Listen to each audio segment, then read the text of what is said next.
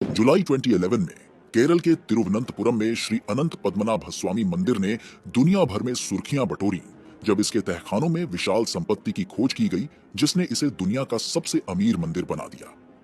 यह धन प्राचीन मंदिर के कंट्रोल को लेकर चल रही एक कोर्ट केस के परिणाम स्वरूप सामने आई। भारत के सुप्रीम कोर्ट ने मंदिर के 6 पवित्र तहखानों की एक सूची का आदेश दिया। 6 खजानों में से 4 जो नियमित रूप से खोले जाते हैं में कोई खास बातें नहीं मिली।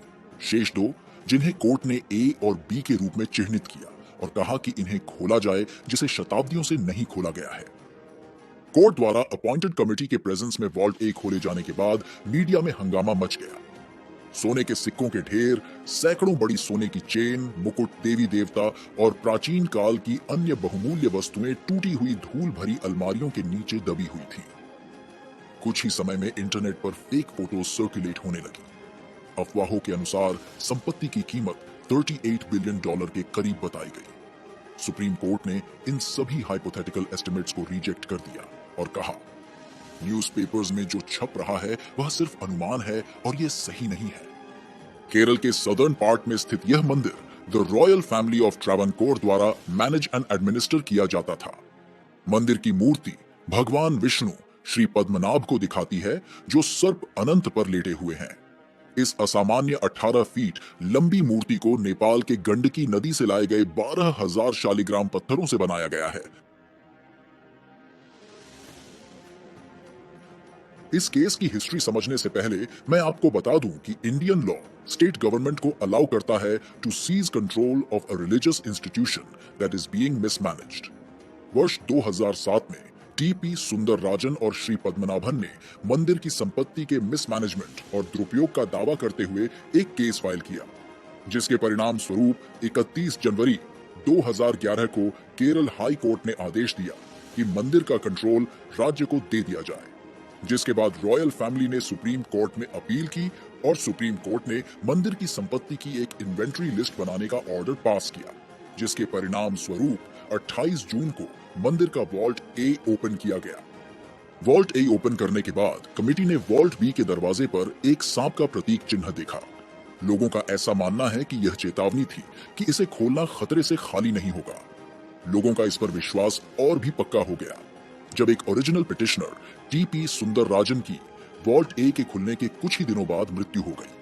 उनके अनटाइमली डेथ की वजह इसकी तुलना एक कर्स से की जाने लगी, जिसके मुताबिक ऐसा माना जाता है कि 1922 में इजिप्ट के राजा टूतनखामुन की कब्र खोलने के बाद लोगों को लगी थी, जिसे स्नेक्स गार्ड करते थे। सुंदरराजन की मृत्यु, जिसे दैवीय प्रतिशोध के रूप में समझा गया, ने शहर में काफी चिंता पैदा कर दी। वॉल्ट बी के ओपन करने के कोर्ट के फैसले से पहले कई रिस्पेक्टेड एस्ट्रोलॉजर्स ने रॉयल फैमिली के रिक्वेस्ट पर अष्टमंगला देव प्रश्नम नामक एक सेरेमोनी ऑर्गेनाइज करके देवता की इच्छा को दिव्य करने की मांग की। उन्होंने बताया कि वॉल्ट ए की सामग्री को जांच द्वारा अपवित्र कर दिया गया था और वॉल्ट बी को खोलने से देवता की नाराजगी होगी। जुलाई में वॉल्ट बी को खोलने के शुरुआती प्रयास विफल रहे और आज तक कोई और प्रयास नहीं किया गया है। ऐसा समझा जाता है कि वॉल्ट ए की सामग्री को catalogue, analyse and individually value करने में कम से कम 1 वर्ष लगेगा। क्योंकि सभी वस्तुएं एंटीक्स हैं, उनका वैल्यू एक्सेप्शनल है, लेकिन कोई लिस्ट और एक भी तस्वीर अब तक लोगों के लिए रिलीज नहीं की गई है।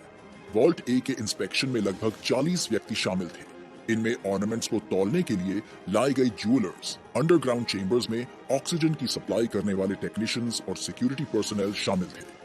परिणाम स्वरूप उस क्षेत्र में सिक्योरिटी बहुत बढ़ा दी गई थी और 5 किलोमीटर चौड़ा सैनिटाइज्ड जोन बनाया गया, जिसमें गाड़ियों की तलाशी ली जा सके और किसी भी कंस्ट्रक्शन वर्क की परमिशन नहीं थी।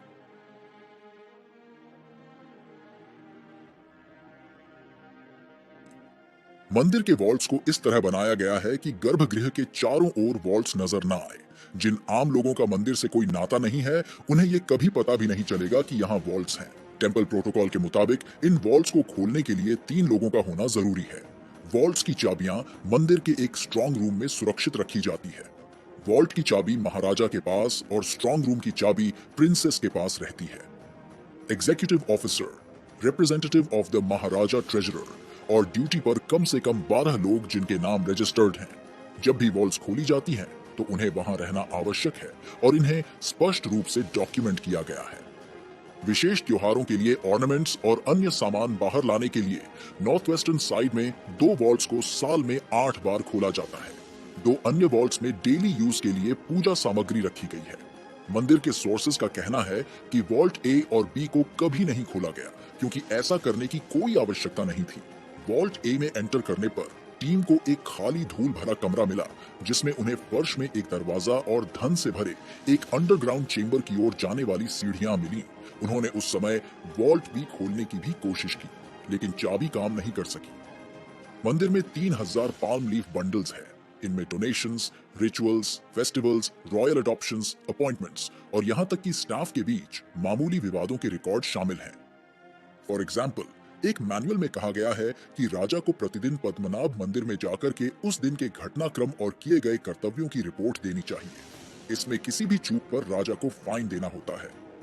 मार्तंड वर्मा ने अपने बड़े भाई और ट्रावानकोर के अंतिम शासक श्री चिथिरा थिरुनल बलराम वर्मा की मृत्यु के बाद 1991 से मंदिर के रिचुअल्स का पालन किया। वह मंदिर के स्टाफ्स के सभी एक्सपेंसेस को अपनी जेब से भरते थे, जो अप्रॉक्सिमेटली $50,000 एवरी मंथ है। इसके अलावा फैमिली डेली रिचुअल्स और फेस्टिवल्स के लिए एवरी मंथ $70,000 प्रदान करता है। पद्मनाभ स्वामी टेम्पल की खास बात यह है कि शाही संरक्षण वाले अन्य मंदिरों में भी धन का समान भंडार हो सकता है, लेकिन ये न केवल आक्रमणकारियों द्वारा बल्कि हमारे अपने लोगों द्वारा भी लूटपाट और चोरियों के कारण नष्ट हो गए हैं। ऐसे सारे मंदिर अब अपने ग्लोरियस पास्ट की धुंधली छाया बनकर रह गए हैं। वैसे क्या आपने अभी तक पद्मनाभ स्वामी मंदिर को अपने आंखों से देखा है? नीचे कमेंट्स में लिखकर हमें जरूर बताएं। बाकी वीडियो अच्छी लगी हो तो इसे लाइक और चैनल को सब्सक्राइब करना न भूलें। हम मिलते हैं आपसे अगले वीडियो में। जय हिंद।